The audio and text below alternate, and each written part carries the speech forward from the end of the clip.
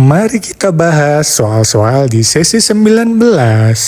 Yuk kita bahas soal nomor 1. Bendera ini adalah bendera negaranya Kanada. 2 garis merah di tepi luar bendera mewakili Samudra Pasifik dan Samudra Atlantik yang mengelilingi Kanada. Warna merah juga dipilih untuk menjaga kesatuan dengan Provinsi Quebec yang memiliki sejarah dan pengaruh Perancis. Warna putih di tengah bendera adalah pel Kanada atau kotak putih yang menjadi pusat bendera, melambangkan kedamaian dan ketenangan. Bagi banyak orang, daun mapel ini merupakan simbol suatu kebanggaan, keberanian, dan kesetiaan bersama. Yuk kita bahas soal nomor 2. Letjen Jamin Ginting adalah pahlawan nasional Indonesia asal Karo, Sumatera Utara, yang dikenal sebagai pejuang kemerdekaan, militer, politisi, dan tokoh pendidikan. Ia ditetapkan sebagai pahlawan nasional pada 7 November 2014 atas jasa-jasanya dalam merebut dan mempertahankan kemerdekaan Indonesia, serta kontribusinya dalam membangun pendidikan seperti mendirikan Universitas Sumatera Utara. Setelah menamatkan pendidikan sekolah menengah, ia bergabung dengan satuan militer yang diorganisir oleh opsir-opsir Jepang. Pemerintah Jepang membangun kesatuan tentara yang terdiri dari anak-anak muda di tanah Karo, guna menambah pasukan Jepang untuk mempertahankan kekuatan mereka di Asia. Jamin Ginting muncul sebagai seorang komandan pada pasukan bentukan Jepang itu. Rencana Jepang untuk memanfaatkan putra-putra Karo memperkuat pasukan Jepang kandas setelah Jepang menyerah kepada sekutu pada Perang Dunia II. Jepang menelantarkan daerah kekuasaan mereka di Asia dan kembali pulang ke Jepang. Di penghujung masa baktinya, Jamin Ginting diutus sebagai seorang duta besar Indonesia untuk Kanada. Di Kanada pula lah Jamin Ginting mengembuskan napas terakhirnya, yakni di Ottawa pada tanggal 23 Oktober 1974. Jenazahnya dibawa pulang ke Indonesia dan dimakamkan di Taman Mahakam Pahlawan Nasional Utama Kalibata. Yuk kita bahas soal nomor 3. Simbol pada singa ini melambangkan keberanian, kekuatan, dan kedaulatan. Singa ini muncul di perisai dan juga menjadi salah satu penopang lambang. Simbol unicorn yang mewakili kekuatan yang telah dijinakkan dan disatukan di bawah monarki. Unicorn juga menjadi penopang lain dari lambang. Perisai dibagi menjadi 4 bagian untuk mewakili kerajaan-kerajaan di Inggris, Skotlandia, dan Irlandia, yang melambangkan kesatuan negara. Simbol mahkota menunjukkan bahwa monarki adalah otoritas tertinggi di kerajaan Inggris. Slogan kata Diu et Mondroit berarti Tuhan dan hakku, dan menegaskan legitimasi ilahi dari kekuasaan monarki. Honi soit kui mal yepens berarti tercelalah dia yang berpikir buruk tentang ini, yang merupakan moto dari Ordo Garter dan menekankan nilai kesetiaan serta kehormatan. Yuk kita bahas soal nomor 4.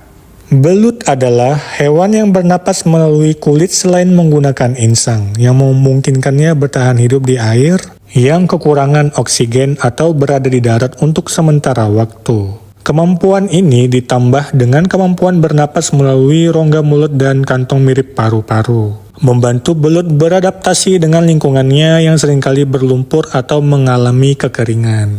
Yuk kita bahas soal nomor 5.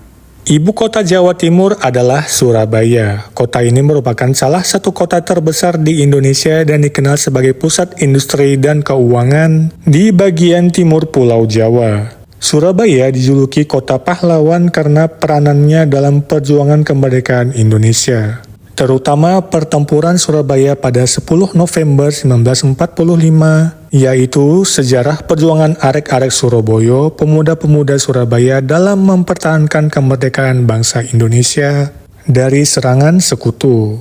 Surabaya juga sempat menjadi kota terbesar di Hindia Belanda dan menjadi pusat niaga di Nusantara yang sejajar dengan Hong Kong dan Shanghai saat itu. Yuk kita bahas soal nomor 6. Hari Film Nasional diperingati setiap tanggal 30 Maret. Tanggal ini dipilih untuk memperingati dimulainya produksi film Indonesia pertama, yaitu Darah dan Doa pada 30 Maret 1950. yang disutradarai oleh Usmar Ismail. Peringatan ini bertujuan untuk menghargai perkembangan industri film nasional dan mengenang peran Umar Ismail sebagai bapak perfilman Indonesia. Penetapan Hari Film Nasional secara resmi dilakukan melalui keputusan Presiden atau Kepres nomor 25 tahun 1999 oleh Presiden Bakharuddin Jusuf Habibie. Yuk kita bahas soal nomor 7. Alat musik tradisional kendang berasal dari Jawa Barat, khususnya dari suku Sunda. Kendang Sunda umumnya dikenal sebagai alat musik pukul yang digunakan dalam berbagai kesenian tradisional Jawa Barat seperti jaipongan, rampak kendang, dan gamelan Sunda. Kendang berfungsi sebagai pengatur irama dan pengiring berbagai pertunjukan seperti tarian jaipongan dan pertunjukan keliningan. Biasanya, kendang dibuat dari kayu seperti nangka atau asem dan dilapisi kulit hewan seperti kerbau atau kambing. Yuk kita bahas soal nomor 8. Kota Balikpapan dikenal sebagai kota minyak karena maraknya industri minyak dan gas bumi di wilayah tersebut. Balikpapan merupakan salah satu pusat industri minyak terbesar di Indonesia dengan kilang minyak dan berbagai perusahaan energi yang beroperasi di sana, yang merujuk pada sejarah panjangnya yang terkait dengan industri minyak bumi sejak penemuan sumur Matilda pada tahun 1897. Yuk kita bahas soal nomor 9.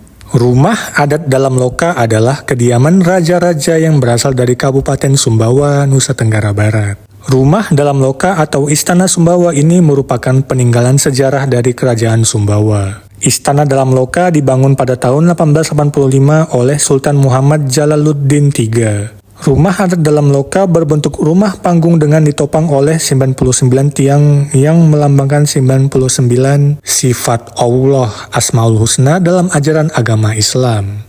Ketika memasuki rumah ini terdapat ukiran khas daerah Pulau Sumbawa yang disebut lutuwengal. Ukiran khas Pulau Sumbawa ini biasanya motif bunga dan juga motif daun-daunan.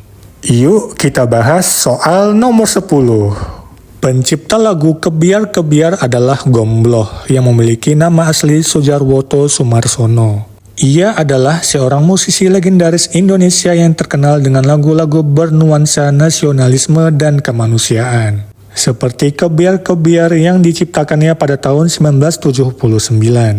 Ia lahir di Jombang, Jawa Timur dan dikenal sebagai penyanyi serta penulis lagu yang berjiwa nasionalis. Ciri khas Gombloh adalah penampilannya yang sederhana namun semangatnya menggebu-gebu saat bernyanyi.